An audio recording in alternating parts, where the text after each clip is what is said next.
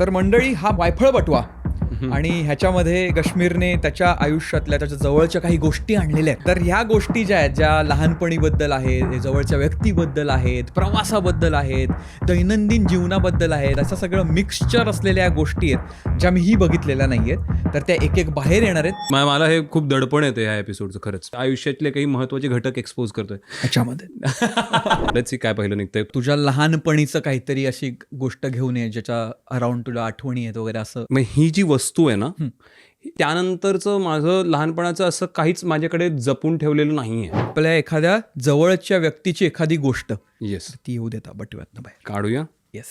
प्रवासाची आठवण ट्रिगर करणारे एखादं ऑब्जेक्ट ज्या आयुष्यावर प्रभाव टाकलेलं असं कोणतं पुस्तक आहे. पुढच्या गोष्टी जी सेगमेंट आहे त्याला आपण नाव दिले दैनंदिन कॅरी. आय थिंक हा सेगमेंट खूप पूरक आहे त्या गोष्टी करता आणि लोकांना नक्की त्यामुळे जास्त आवडेल असं मला वाटतं.